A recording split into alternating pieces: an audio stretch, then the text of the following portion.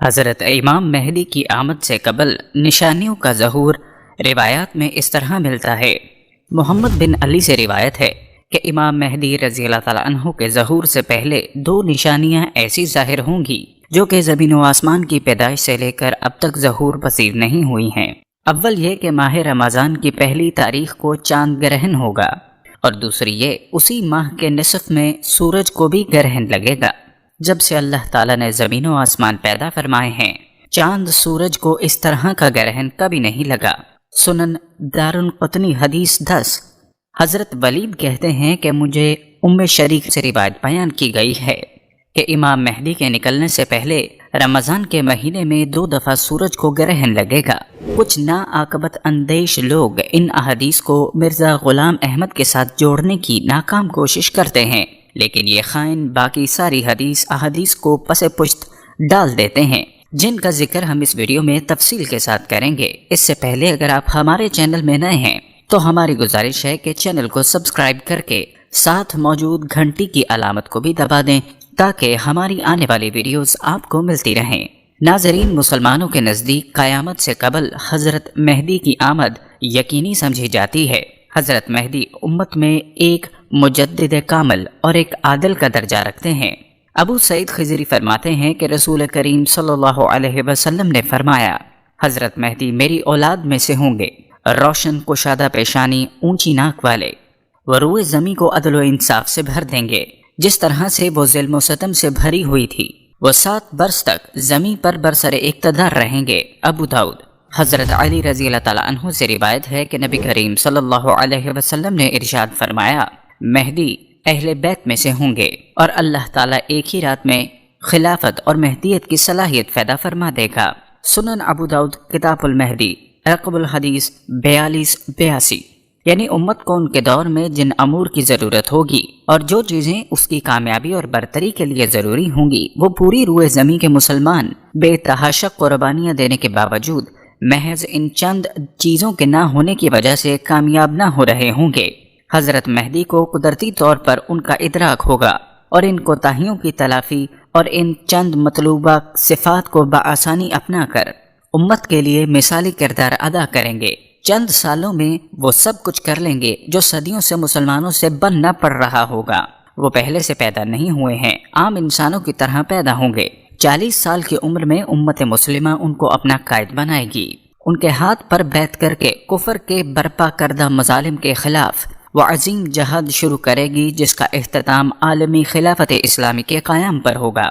امام مہدی سینکڑوں سال پہلے پیدا نہیں ہوئے اور نہ ہی وہ کسی غار میں روپوش ہیں۔ اللہ کے طے کردہ نظام کے مطابق وہ اپنے وقت مقررہ پر پیدا ہوں گے۔ وہ حضرت فاطمہ الزہرا کی نسل سے ہوں گے۔ نجیب الطرفین سید ہوں گے۔ ان کا نام نامی محمد، جبکہ مہدی ان کا نام نہیں لقب ہے، اور والد کا نام عبداللہ ہوگا۔ جس طرح صورت و سیرت میں بیٹا باپ کے مشابہ ہوتا ہے، اس طرح وہ شکل و شباہت اور اخلاق و شمائل میں نبی صلی اللہ علیہ وسلم کے مشابہ ہوں گے۔ وہ نبی نہیں ہوں گے، نہ ان پر وحی نازل ہوگی، نہ وہ نبوت کا دعویٰ کریں گے، لہٰذا ان کی نبوت پر ایمان لانے کا سوال بھی پیدا نہیں ہوتا۔ امام مہدی سے متعلق روایات کم از کم 37 صحابہ سے مروی ہیں۔ یہ تعداد ایسی ہے کہ اس پر تواتر کی تعریف صادق آ سکتی ہے۔ امام مہدی کی پیدائش مدینہ منورہ میں ہوگی اور وہ وہیں پلے بڑھیں گے۔ جابر بن عبداللہ فرماتے ہیں کہ رسول صلی اللہ علیہ وسلم نے فرمایا، وہ وقت قریب ہے جب عراق والوں کے پاس روپے اور غلہ آنے پر پابندی لگا دی جائے گی۔ ان سے پوچھا گیا کہ یہ پابندی کس کی جانب سے ہوگی، تو انہوں نے فرمایا، اجمیوں یعنی غیر عرب کی جانب سے۔ کچھ دیر بعد خاموش رہنے کے کہنے لگے، وہ وقت قریب ہے جب اہل شام پر بھی یہ پابندی لگا دی جائے گی۔ پوچھا گیا کہ یہ رکاوٹ کس کی جانب سے ہوگی، فرمایا اہل روم مغرب والوں کی جانب سے۔ پھر فرمایا رسول صلی اللہ علیہ وسلم کا ارشاد ہے، میری امت میں ایک خلیفہ ہوگا جو لوگوں کو مال لپ بھر بھر کے دے گا اور شمار نہیں کرے گا۔ نظام صلی اللہ علیہ وسلم نے فرمایا، جس کے قبضے میں میری جان ہے، یقیناً اسلام اپنی پہلی حالت کی طرف لوٹے گا جس طرح کہ ابتدا مدینہ سے ہوئی تھی، حتیٰ کہ ایمان صرف مدینہ میں رہ جائے گا۔ پھر آپ نے فرمایا کہ مدینہ سے جب بھی کوئی بے رغبتی کی بنا پر نکل جائے گا تو اللہ اس سے بہتر کو وہاں آباد کرے گا۔ کچھ لوگ سنیں گے کہ فلاں جگہ پر ارزنی اور باغ و زراعت کی فراوانی ہے تو مدینہ چھوڑ کر وہاں چلے جائیں گے، حالانکہ ان کے واسطے مدینہ ہی بہتر تھا کہ وہ اس بات کو جانتے نہیں۔ ابو صالح تابع نے ابو ہریرہ سے روایت کیا کہ مصر پر بھی پابندیاں لگائی جائیں گی۔ ام المومنین ام سلمہ رضی اللہ تعالی عنہما فرماتی ہیں، میں نے رسول صلی اللہ علیہ وسلم کو فرماتے ہوئے سنا، خلیفہ کی وفات پر اختلاف ہوگا۔ خاندان بنی ہاشم کا ایک شخص اس خیال سے کہ کہیں لوگ مجھے خلیفہ نہ بنا دیں، مدینے سے مکہ چلا جائے گا۔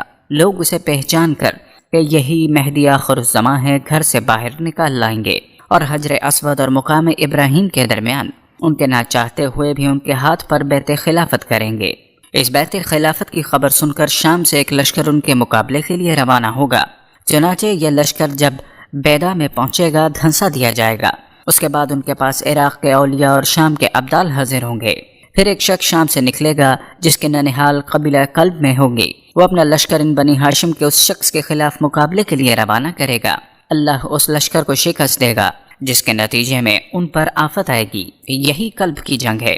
وہ شخص خسارے میں رہے گا جو قلب کی غنیمت سے محروم رہا۔ پھر وہ مہدی خزانوں کو کھول دیں گے اور مال تقسیم کریں گے، اور اسلام دنیا میں مستحکم ہو جائے گا، اور اس طرح 7 یا 9 سال رہیں گے۔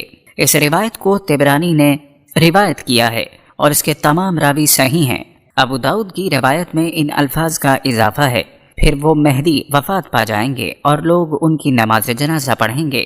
اس حدیث سے یہ بات بھی اخذ کی جاتی ہے کہ امام مہدی سے قبل خلافت قائم ہو چکی ہوگی۔ عبداللہ فرماتے ہیں، ہم نبی صلی اللہ علیہ وسلم کی خدمت میں بیٹھے ہوئے تھے، اتنے میں چند ہاشمی جوان آئے۔ انہیں دیکھ کر حضور صلی اللہ علیہ وسلم کی آنکھیں بھر آئیں۔ ہم نے عرض کی، یا رسول اللہ، ہم آپ میں ہمیشہ کوئی نہ کوئی ایسی بات ضرور دیکھتے ہیں جس سے ہمیں دکھ ہوتا ہے۔ آپ نے فرمایا، ہم وہ لوگ ہیں جنہیں خدا نے دنیا کے بدلے آخرت عطا کی ہے۔